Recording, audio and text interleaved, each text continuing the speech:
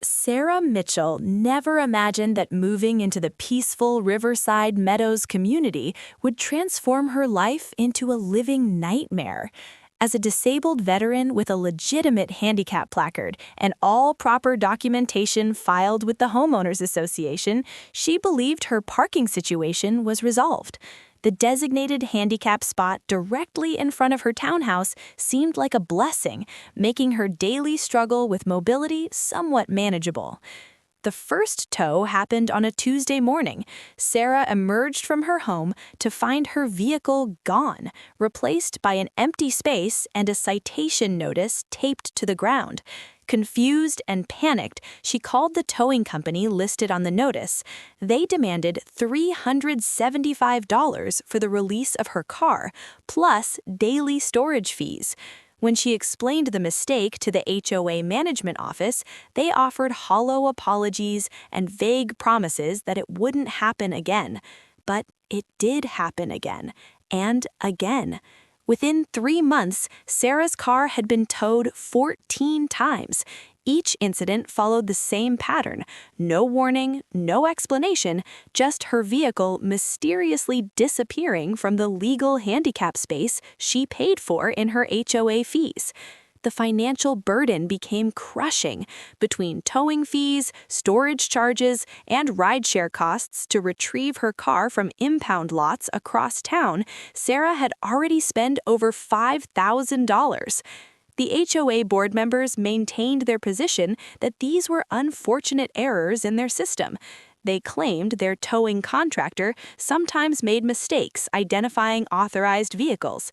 Yet somehow, Sarah's car was the only one repeatedly targeted, while other residents parked without issue for years. Sarah began documenting everything meticulously. She photographed her properly displayed handicap placard before leaving her car each time. She kept detailed spreadsheets tracking every towing incident with dates, times, and costs. She requested meetings with HOA board president Marcus Hoffman and property manager Linda Chen, who continued dismissing her concerns with bureaucratic double talk about vendor relationships and automated enforcement systems. The breaking point came when Sarah's car was towed 3 times in a single week. The towing company, Titan Tow Services, had become increasingly aggressive. They would strike at odd hours, sometimes towing her vehicle at 2 in the morning when she was asleep. Sarah discovered through other residents that several board members had personal relationships with Titan Tow's owner, Derek Patterson. Rumors circulated about weekend golf outings and expensive dinners, but nothing concrete emerged. Desperate for answers, Sarah hired a private investigator named James Rodriguez. Within 2 weeks, James uncovered disturbing financial records through public document requests.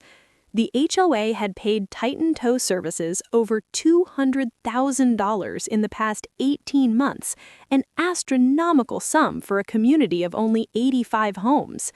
Standard industry rates suggested the community should be paying roughly $30,000 annually for legitimate towing services. James also discovered that Marcus Hoffman had recently purchased a luxury boat and taken multiple international vacations, despite his modest salary as a middle school teacher. Linda Chen had similarly upgraded her lifestyle, moving into a more expensive home and driving a brand new luxury SUV.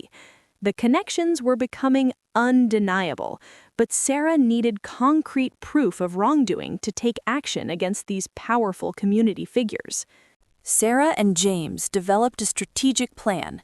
They installed multiple hidden cameras around Sarah's parking space and townhouse entrance, ensuring 24-hour coverage from various angles. The high-definition equipment captured audio and video with cloud backup to prevent evidence tampering. Sarah also began wearing a discreet body camera during all interactions with HOA representatives and tow truck drivers. The footage quickly revealed the shocking truth. Tow truck drivers would arrive and deliberately ignore Sarah's clearly visible handicap placard. On camera, they discussed quotas and bonuses for reaching certain towing numbers each month. One driver was recorded telling his partner that they received $50 cash per vehicle towed from Riverside Meadows directly from Marcus Hoffman's personal funds, in addition to their company payments. The most damning evidence came during week 3 of surveillance. Derek Patterson himself arrived at the community with Marcus Hoffman and Linda Chen. The hidden cameras captured their entire conversation as they stood beside Sarah's legally parked vehicle. Marcus instructed Derek to continue targeting Sarah's car specifically, calling her a troublemaker who needed to be driven out of the community. Linda laughed and mentioned that Sarah's complaints were becoming expensive to ignore, but the kickback money more than compensated for the hassle. Derek confirmed he had personally pocketed over $60,000 from the arrangement in the past year alone. The trio discussed expanding the scheme to target other residents who questioned HOA decisions, creating a culture of fear and compliance through financial harassment. They had no idea their entire conspiracy was being recorded in crystal clear quality, preserving every word and facial expression for posterity and prosecution. Sarah immediately contacted both the district attorney's office and a prominent civil rights attorney specializing in HOA abuse cases. The evidence was overwhelming and irrefutable. Within days, law enforcement launched a full criminal investigation into Marcus Hoffman's, Linda Chen's, and Derek Patterson's homes and offices, uncovering bank records, cash payments, and communication logs that confirmed everything captured on Sarah's cameras. The scandal exploded across local and national media. News crews descended on Riverside Meadows as residents learned their HOA fees had been funding a criminal enterprise. Sarah's car had been towed 47 times total, costing her nearly $18,000 in direct expenses. The investigation revealed that several other residents had also been targeted, though none as severely as Sarah, bringing the total victim count to 12 homeowners. Marcus Hoffman, Linda Chen, and Derek Patterson were arrested and charged with multiple felonies, including racketeering, fraud, extortion, and conspiracy. The district attorney pursued the maximum penalties, and all three eventually pleaded guilty to avoid lengthy trials. Marcus received 4 years in prison and was ordered to pay full restitution. Linda received 3 years, while Derek received 5 years due to his leadership role in the scheme. All three were permanently banned from serving on any HOA board and lost their professional licenses. Sarah's civil lawsuit against the HOA resulted in a $250,000 settlement, covering all her expenses, plus damages for emotional distress and harassment. The entire HOA board was recalled and replaced with resident-elected members who implemented transparent financial practices and strict oversight. Titan Tow Services lost its business license and was permanently barred from operating in the county. Sarah became an advocate for HOA reform legislation, testifying before the state legislature about abusive practices.